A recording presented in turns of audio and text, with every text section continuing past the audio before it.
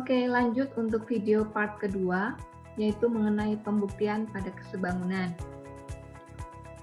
Untuk membuktikan kesebangunan segitiga, kita hanya perlu mengarahkan ke satu teorema saja. Jadi, jangan khawatir ya, karena hanya satu teorema saja. Namun perlu diingat ini berlaku untuk segitiga. Nah, teorema yang bisa kita gunakan adalah teorema sudut-sudut. Jadi kita hanya perlu menggunakan dua sudut saja. Mengapa? Karena logikanya dalam sebuah segitiga, jika dua sudut sudah diketahui, maka satu sudutnya juga pasti memiliki besaran yang sama. Misalkan terdapat dua buah segitiga di sini memiliki besaran yang sama, maka otomatis segitiga yang terakhir memiliki besar yang sama juga. Misalkan saja di sini memiliki besar 30 derajat, lalu di sini memiliki besar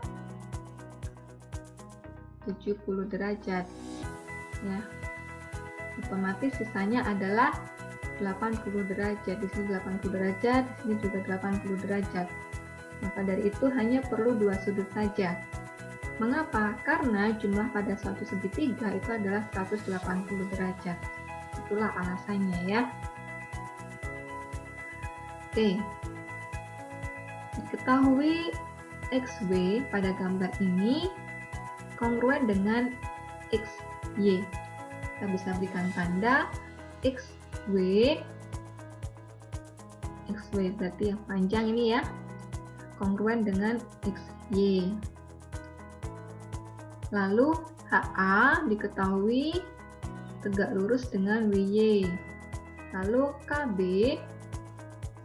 ini juga tegak lurus dengan WY. Nah, sekarang buktikan bahwa segitiga HWA ini sebangun dengan segitiga KYB. Mana segitiga HWA? Akan kita beri nama dengan segitiga 1, kemudian KYB adalah segitiga 2. Bagaimana cara membuktikannya? Kita bisa menggunakan postulat sudut-sudut yang sudah kita pelajari sebelumnya ya. Nah, sekarang persoalannya adalah bagaimana menentukan sudut yang sama itu. Dari soal sudah diketahui bahwa XY itu kongruen dengan XY ya. Jadi ini adalah kongruen. Nah, kalau kongruen maka dipastikan bahwa segitiga XWY atau segitiga yang besar ini adalah segitiga apa? Segitiga sama kaki. Ya. Ini adalah segitiga sama kaki, di mana segitiga sama kaki besar sudutnya ini pasti sama, yaitu sudut Y itu pasti sama dengan sudut W. Nah, jadi kita sudah punya satu sifat, yaitu satu sudut yang sama atau satu pasang sudut yang sama. Lalu kita bisa lihat diketahui bagian yang kedua ya. HA tegak lurus dengan WY, lalu KB tegak lurus dengan WY. Maka kita bisa mengetahui bahwa di sini sudut A atau sudut HAW atau WAH ini adalah sudutnya memiliki besaran 90 derajat karena merupakan siku-siku ya. Dan ini besarnya itu sama dengan sudut pada KBY. Ini juga siku-siku karena KB tegak lurus dengan WY. Nah, dari sini kita sudah memiliki dua pasang sudut yang sama besar. Nah, sekarang tinggal kita tuliskan saja. Langkah-langkah pembuktiannya adalah kita tuliskan bagian pertama dari yang diketahui terlebih dahulu, yaitu XY kongruen dengan XY ya. Alasannya adalah diketahui ya. Nah, karena diketahui, maka kita bisa tuliskan yang kedua bahwa sudut HWA ini kongruen juga dengan sudut KYB. Mengapa? Karena alasannya adalah karena segitiga XWY adalah segitiga sama kaki. Ya, kalau segitiga sama kaki pasti besar sudutnya ya, itu besar sudut yang sama, yaitu sudut pada W dan Y. Gitu. Lalu yang ketiga kita bisa gunakan Nah, ini kita sudah tandain saja langsung ya, ini adalah sudut ya. Yang ketiga adalah diketahui yang kedua, karena HA tegak lurus dengan WY ya, HA tegak lurus dengan WY. Lalu KB tegak lurus dengan WY. Nah, karena tegak lurus, maka kita ini diketahui ya. Karena tegak lurus, maka kita bisa buat langkah selanjutnya itu yang keempat. Akibatnya adalah sudut WAH itu kongruen dengan sudut KBY. Ya, mengapa? Karena akibat dari langkah 3 ya, atau sudutnya adalah siku-siku ya, atau akibat tegak lurus. Gitu, boleh. Nah, seperti ini. Lalu yang kelima, nah ini kan sebenarnya sudah sudut ya ini ya. Ini adalah sudut. Jadi kita sudah punya AA teorem ya, atau sudut-sudut.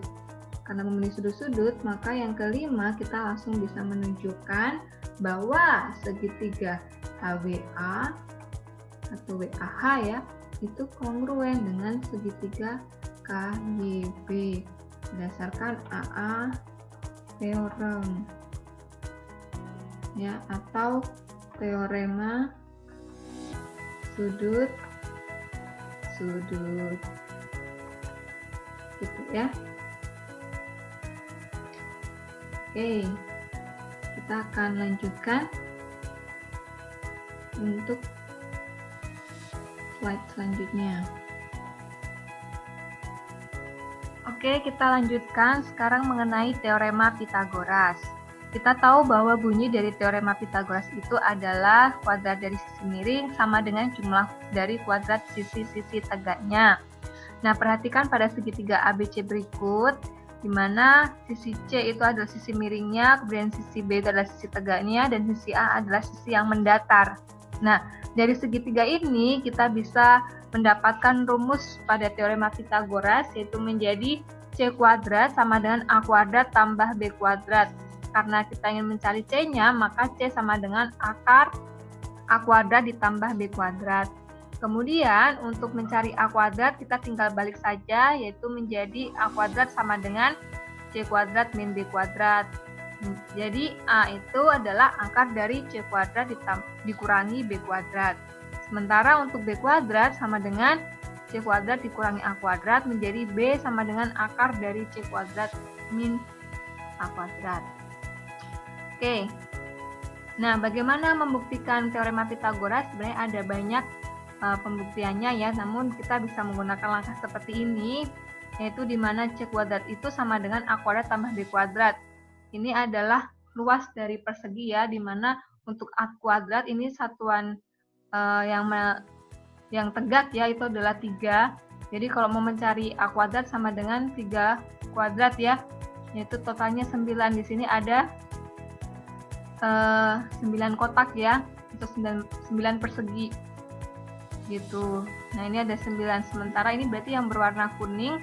Kemudian untuk yang B kuadrat ini ada 4 satuan ya, di sini ada 4 satuan, maka untuk B kuadrat ini adalah 16 ya, dari B kuadratnya adalah 16.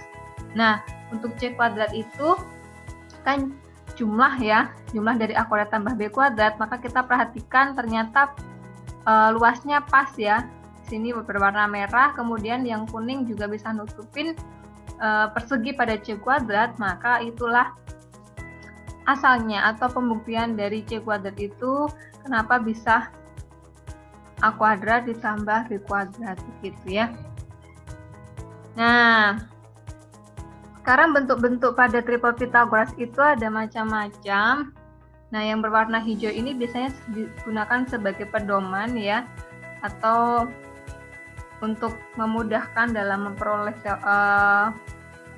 angka-angka pada triple Pythagoras. Misalnya yang sering muncul adalah 3, 4, 5, kemudian bisa kita teruskan, ini adalah kelipatannya ya, tinggal dikalikan 2 saja, 4 kali 2, 8, 3 kali 2, 6, 5 kali 2 itu 10. Lalu ini kalau dikalikan 3, ini kali 4 dan seterusnya. Nah, ini dasarnya adalah dari 3, 4, 5. Lalu selain 3, 4, 5 bisa juga 5, 12, dan 13. Nah, ini juga sama, ini dikalikan 2 saja dan seterusnya ya. Jadi faktor dari bisa juga dikalikan 3, kalikan 4, dan seterusnya. Nah, selain 5, 12, dan 13 bisa juga 7, 24, 25, dan seterusnya. Ya, ini tinggal dikalikan 2. Kemudian ada juga bentuk 8, 15, 17.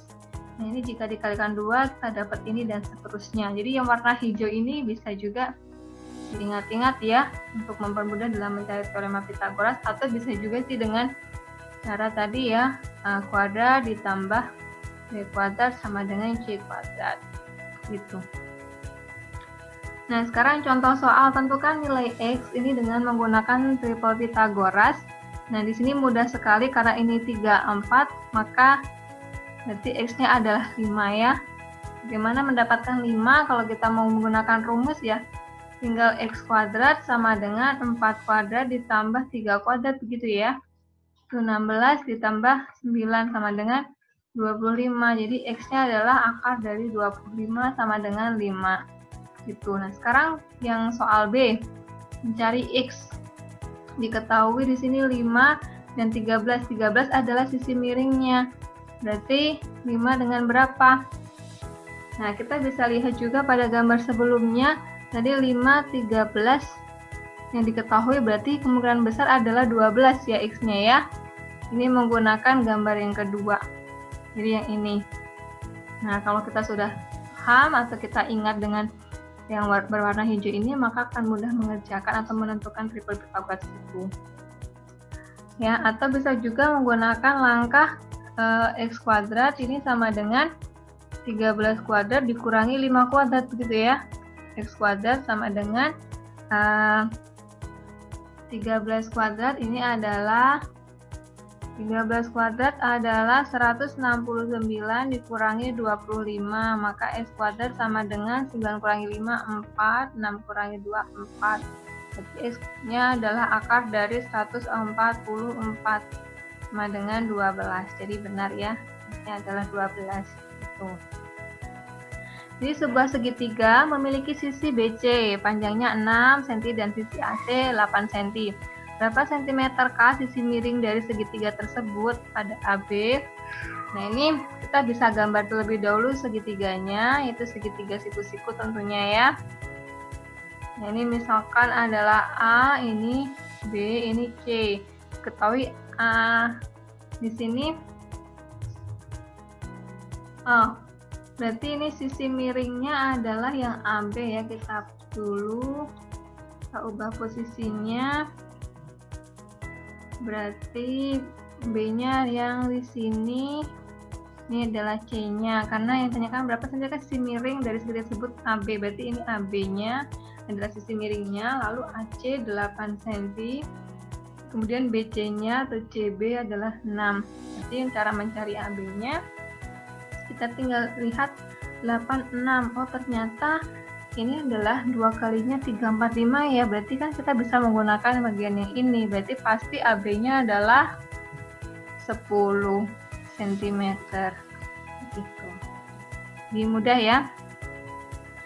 Nah, segitiga siku-siku unsur-unsurnya yang perlu diingat adalah terdapat sisi tegak, atau bisa juga disebut sebagai ini merupakan bagian sisi mendatarnya ya, atau sisi datar. Lalu ada satu bagian lagi dikenal sebagai hipotenusa atau sisi miring. Nah, sekarang coba cari nilai X dari segitiga ini ya. Oke, kita akan kerjakan satu soal terlebih dahulu. Di sini diminta untuk mencari nilai X. Nah, ini bisa juga dengan menggunakan teorema Pitagoras ya, atau bisa juga menggunakan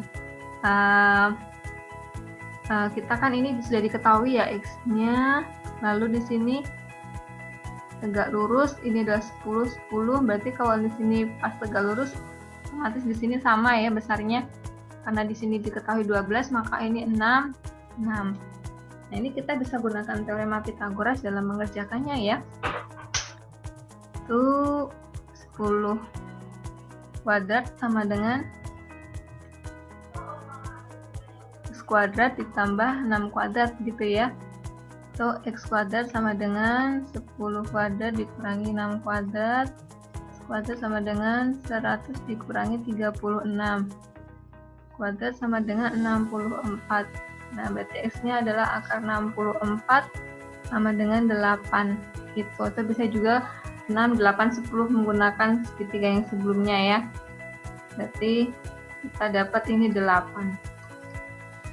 Itu. Nah, sekarang lanjut lagi. Ini diketahui sisi miringnya adalah 12, lalu diminta untuk menentukan X. Bisa nggak ya? Ya, bisa. Kita menggunakan triple Pythagoras lagi. Ini adalah sisi miringnya 12 kuadrat, lalu X kuadrat ditambah X kuadrat. Gini ya. Ini kan sisi tegak dan sisi mendatarnya. Di 12 kuadrat sama dengan 2X kuadrat. X kuadrat ditambah X kuadrat menjadi 2X kuadrat. Nah, sekarang karena ini bentuknya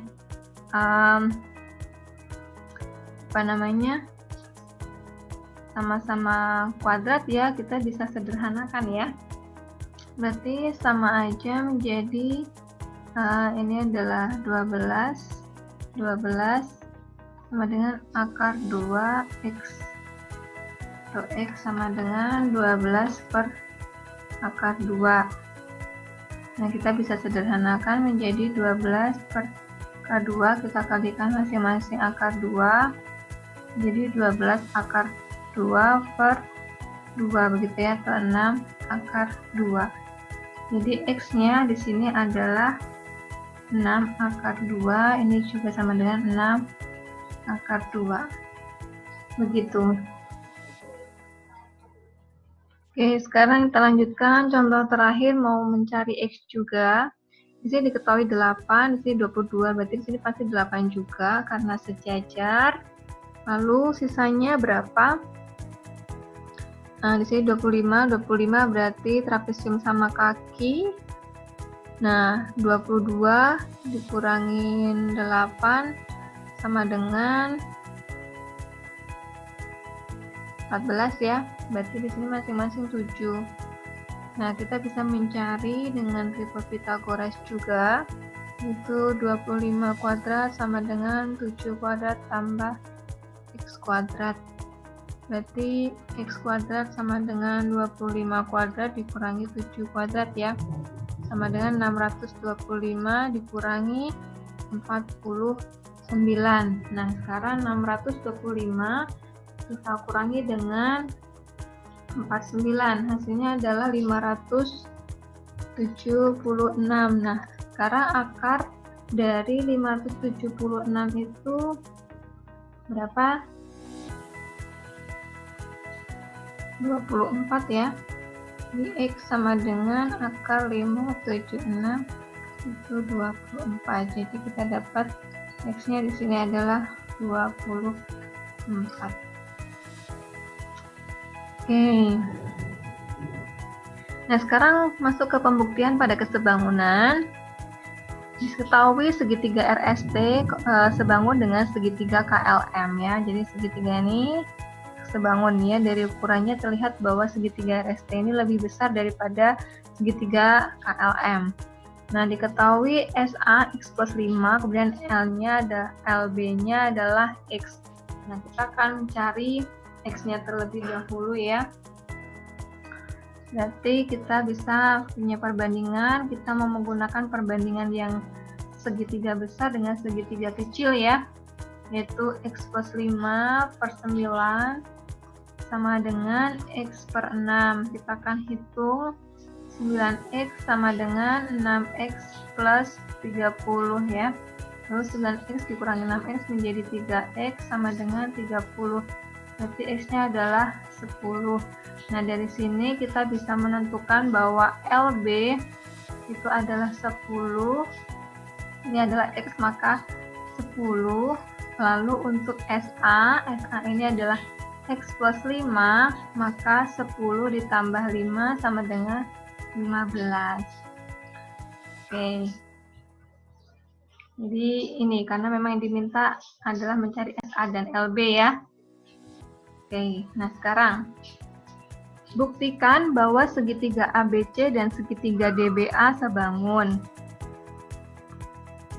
Oke, kita akan buktikan bahwa segitiga ini kongruen, yaitu segitiga ABC dan segitiga DBA. Nah, untuk segitiga ABC berarti adalah segitiga yang besar, kemudian segitiga DBA adalah segitiga yang tanggung ini ya. Nah, kita perhatikan bahwa sudut B di sini ini adalah sudut yang refleksif, di mana sudut B ini dimiliki oleh dua segitiga tersebut, yaitu ada sudut ABD dan pada sudut CAB ya. Sudut ABC. Nah, kita bisa langsung tuliskan di sini alasan yang pertama, yaitu sudut ABC itu kongruen dengan sudut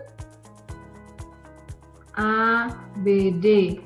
Alasannya adalah refleksif ya. Itu lalu yang kedua yaitu kita perhatikan sudut CAB. Ini sudutnya saling sudutnya adalah siku-siku ya. Sementara untuk CDA ini saling tegak lurus, maka besarnya juga untuk ADB ini juga 90 derajat. Berarti kita bisa tuliskan yaitu sudut ADB ini adalah sudut siku ya, yang memiliki besar 90 derajat. Nah, dari sini kita sudah memiliki dua pasang sudut yang sama besar ya, dua pasang sudut yang sama besar.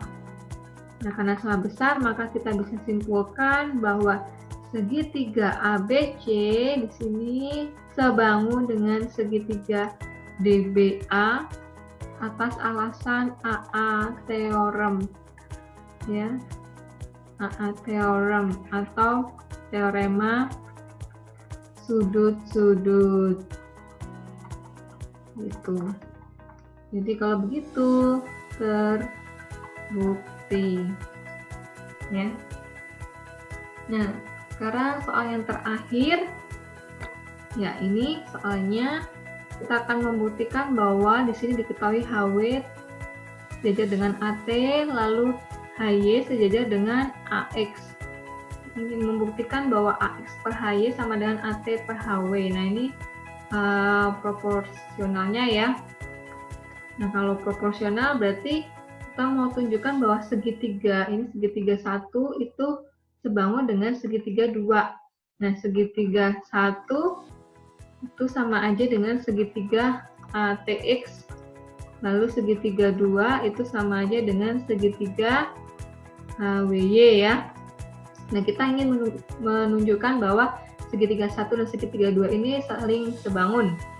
Nah, sekarang kita menggunakan yang diketahui terlebih dahulu, yaitu HW sejajar dengan TA. Nah, ini dari diketahui. Karena diketahui, maka kita bisa buat langkah yang kedua, yaitu perhatikan karena ini saling sejajar, maka kita bisa memiliki WT-nya adalah transversalnya, maka sudut B di sini ini sama besar ya dengan sudut T, dengan alasan apa? Sehadap ya. Jadi karena sehadap kita bisa tuliskan bahwa sudut HWT ini kongruen dengan sudut ATX karena sehadap. Itu. Langkah 3 kita masih punya HY yang diketahui ya, ini sejajar dengan AX ya, ini diketahui dari soal.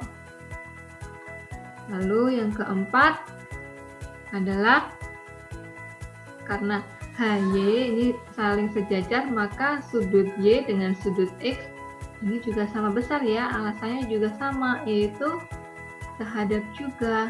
Jadi kita bisa tuliskan sudut AXT kongruen dengan sudut HYX, alasannya adalah sehadap.